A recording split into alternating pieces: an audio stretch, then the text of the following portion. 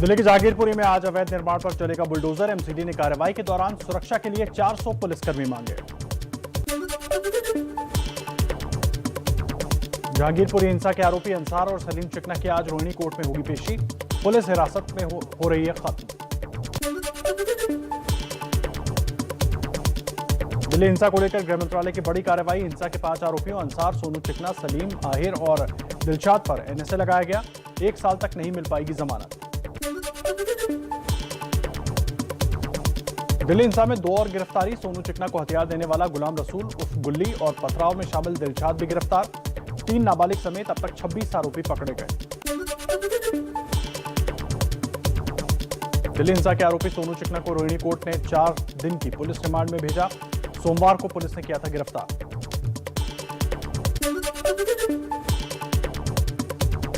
दिल्ली जहांगीरपुरी हिंसा का नया वीडियो आया सामने। वीडियो में दिख रहा है कि शोभा यात्रा निकाल रहे लोगों पर बोतल फेंकी गई। जहांगीरपुरी हिंसा केस में दिल्ली पुलिस ने गृह मंत्रालय को पहली रिपोर्ट सौंपी। रिपोर्ट में हिंसा को बताया सोची समझी साजिश। दिल्ली दंगों की पीएफआई कनेक्शन की भी जांच। दिल्ली के स्पेशल सीपी दीपेंद्र पाठक ने कहा, दंगों में पीएफआई की भूमिका है या नहीं, जांच जारी है। हथियार के साथ दिखने वाले सभी आरोपी गिरफ्तार। ये इन्वेस्टिगेशन का विषय है, ये तो आगे इन्वेस्टिगेशन में चीजें सामने आएंगी। दिल्ली दंगे के पश्चिम बंगाल कनेक्शन की भी जांच हुई तेज। दिल्ली पुलिस की टीम पहुंची मिदनापुर।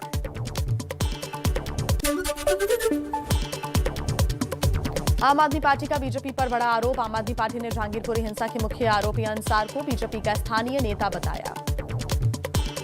तथाकथित मास्टरमाइंड की तस्वीरें लाया हूं, आप दिखा दो। ये वो आदमी है जिसका नाम अंसार है। देखिए टोपी कितनी जम रही है इनके ऊपर, भारतीय जनता पार्टी की टोपी लगा के।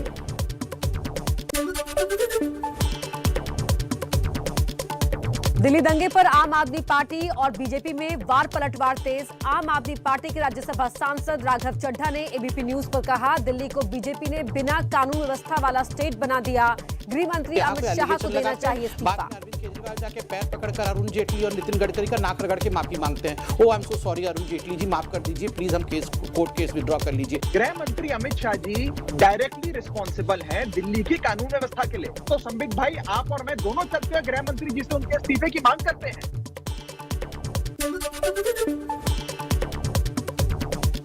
बीजेपी का आरोप, दिल्ली में हिंसा से प्रधानमंत्री मोदी की छवि खराब करने की कोशिश। बीजेपी ने कहा, साजिशन ब्रिटेन के प्रधानमंत्री बोरिस जॉनसन के दौरे से पहले हुई हिंसा। अभी ब्रिटेन के प्राइम मिनिस्टर साहब आ रहे हैं, तो इस देश के अक्स को और प्रधानमंत्री जी के अक्स को इसके लिए खराब करने की कोशिश करते हैं कि उनका रात दिन ये कोशिश है प्रिय प्रधानमंत्री जी की कि देश आगे बढ़े, देश नंबर 1 हो।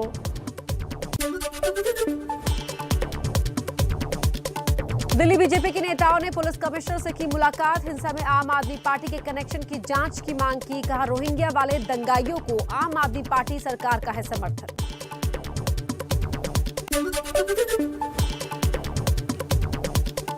शिवसेना का बीजेपी पर निशाना। कहा, हिंसा दिल्ली में एमसीडी और बृहन-मुंबई महानगर पालिका चुनाव के लिए बीजेपी की साजिश। जिस तरह से दंगे का माहौल बन गया है या बनाया गया है, खास करके सत्ताधारी पार्टी की तरफ से, ये बहुत ही दुर्भाग्यपूर्ण है।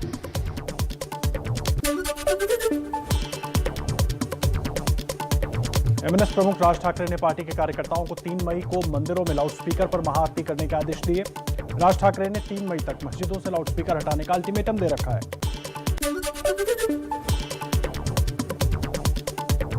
सूत्रों के मुताबिक लाउडस्पीकर की आवाज को लेकर मुंबई पुलिस का सर्वे। करीब 72% मस्जिदों ने सुबह की अजान के लिए लाउडस्पीकर की आवाज कम की। कई मस्जिदों ने लाउडस्पीकर का इस्तेमाल बंद किया।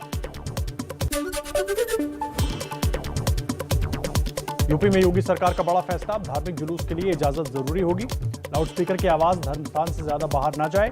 डिप्टी सीएम मौर्य बोले, मंशा शांति रखने की है। सरकार की मंशा एकदम स्पष्ट है कि एक तो शांति व्यवस्था पूरे प्रदेश के अंदर बनी रहे।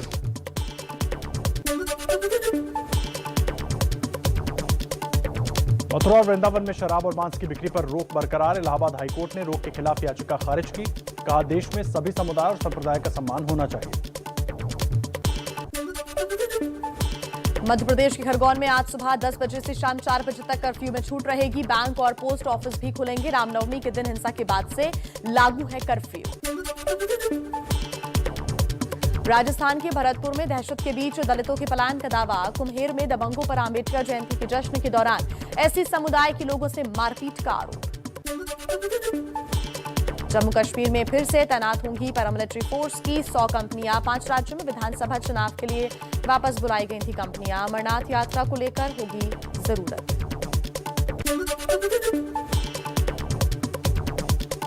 जम्मू कश्मीर के कुपवाड़ा में बड़ा आतंकी हमला टला। सुरक्षा बलों ने कालरूस इलाके से आईईडी समेत 10 पिस्टल बरामद की।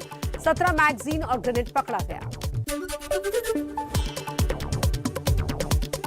सुरक्षा बलों के मुताबिक जम्मू कश्मीर में अफगानिस्तान की हाईटेक तकनीक का इस्तेमाल कर रहे हैं आतंकी।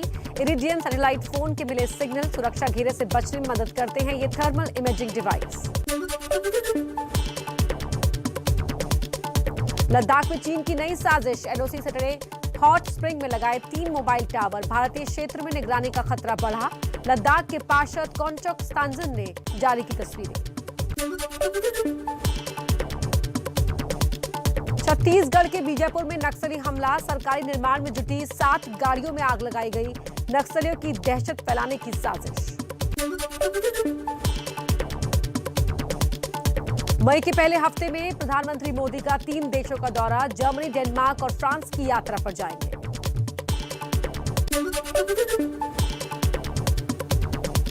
24 अप्रैल को पीएम मोदी का जम्मू कश्मीर दौरा। पंचायती राज दिवस कार्यक्रम में होंगे शामिल। उपराज्यपाल मनोज सिन्हा ने दी जानकारी। एग्जीबिशन लगाएं उसको भी देखेंगे प्रधानमंत्री जी, और जो संदेश देंगे जम्मू कश्मीर के लोगों को और यहाँ के माध्यम से पूरे देश को। जब यहाँ होंगे तो देश भर की गांव सभाओं में बैठक चल रही होगी, उसका सीधा प्रसारण हम सब भी देख सकेंगे।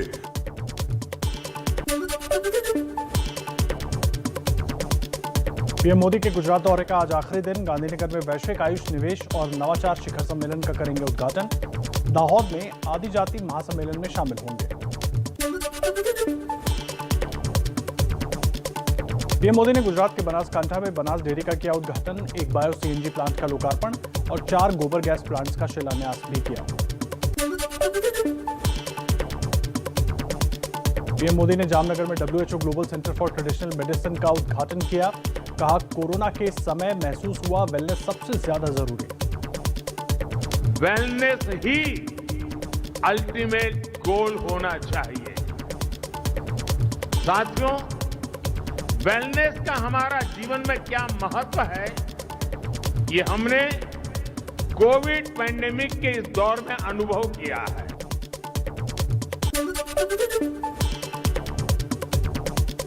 दिल्ली में चुनावी रणनीतिकार प्रशांत किशोर की आज फिर कांग्रेस अध्यक्ष सोनिया गांधी के साथ बैठक। कमलनाथ और राजस्थान के सीएम अशोक गहलोत होंगे शामिल।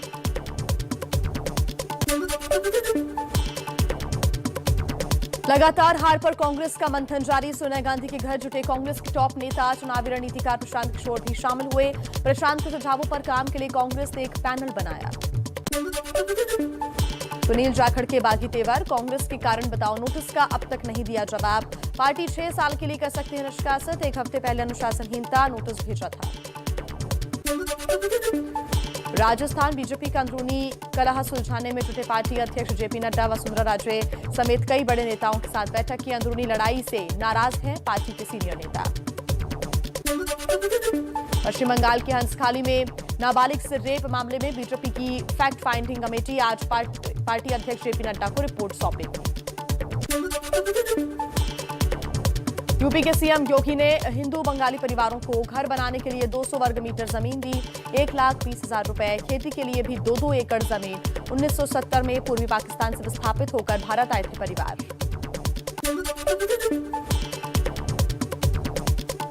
बाराबंकी में यूपी के डिप्टी सीएम ब्रजेश पाठक ने अस्पताल में खराब हालत को लेकर अधिकारियों को लगाई फटकार। अखिलेश यादव बोले, योगी राज में ऐसा हाल मंत्री खुद शर्मिंदा है।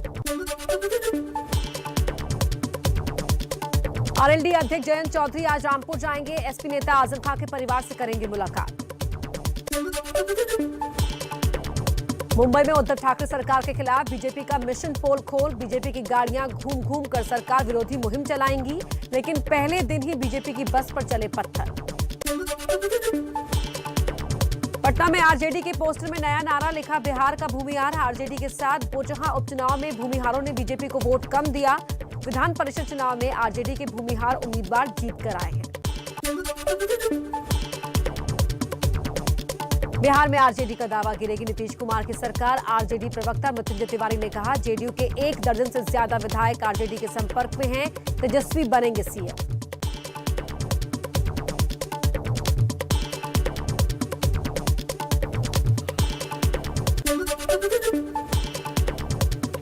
बिहार के शराबबंदी कानून को चुनौती देने वाली याचिकाओं पर आज सुप्रीम कोर्ट में सुनवाई।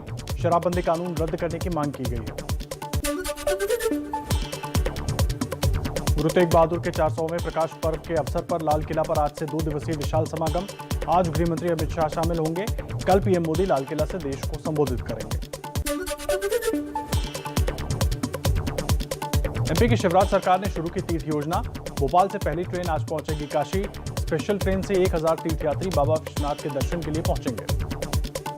ये आत्मा का सुख है, ये परमानंद है सबके लिए। भारतीय जनता पार्टी की सरकार ने, माननीय मुख्यमंत्री जी ने मन और हृदय को छूने वाली योजना है। चारधाम यात्रा में गैर हिंदू श्रद्धालुओं का होगा वेरिफिकेशन। उत्तराखंड की धामी सरकार का ऐलान। साधु संतों ने यात्रा में सिर्फ हिंदुओं के प्रवेश की मांग की थी।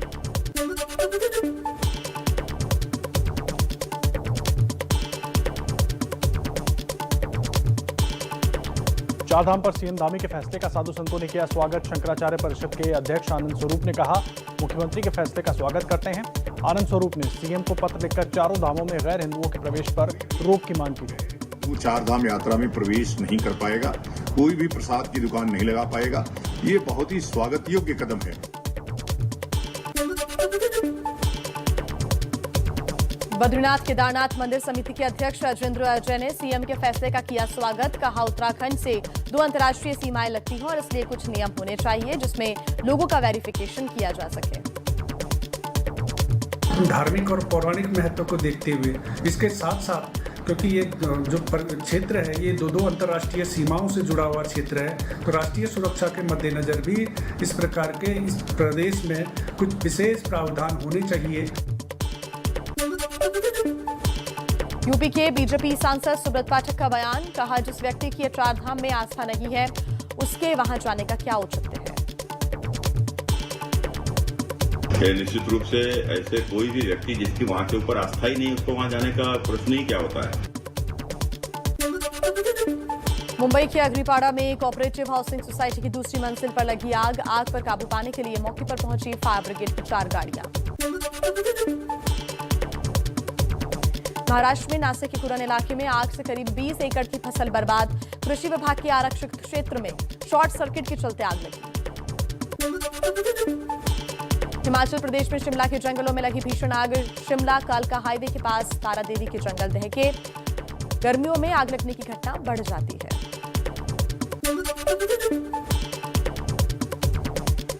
राजस्थान के उदयपुर में सज्जनगढ़ सेंचुरी के जंगलों में धधक रही है आग। आग बुझाने के लिए वायुसेना के हेलीकॉप्टर भेजे गए। दिल्ली में फिर बढ़े कोरोना केसेस। आज डीएमए की बैठक में होगा कोरोना प्रोटोकॉल और सख्ती बढ़ाने पर विचार। 24 घंटे में 632 नए मरीज आए सामने। कोरोना के बढ़ते मामलों पर केंद्रीय स्वास्थ्य सचिव ने दिल्ली, उत्तर प्रदेश, हरियाणा, महाराष्ट्र और मिजोरम के स्वास्थ्य सचिवों को चिट्ठी लिखकर जाहिर की चिंता। कोरोना पर लगाम के लिए कुछ सुझाव दिए। कोरोना के बढ़ते मामलों को देखते हुए ओडिशा सरकार का फैसला, राज्य में मास्क पहनना जरूरी किया गया। देश की तरक्की की रफ्तार पर आईएमएफ की ओर से जारी अनुमान से थोड़ी राहत और थोड़ी मुश्किल। दुनिया में सबसे तेज रफ्तार यानी 8.2% की रफ्तार से बढ़ेगी भारत की अर्थव्यवस्था, लेकिन जनवरी के मुकाबले अनुमान घटा। एसबीआई ने बढ़ाई ब्याज दरें, अब लोन लेना होगा महंगा। ब्याज दरों में 0.1% की बढ़ोतरी, ईएमआई पर पड़ेगा बोझ। दिल्ली एनसीआर समेत यूपी में गर्मी का सितम। मौसम विभाग का अनुमान, आज से मिल सकती है कुछ राहत।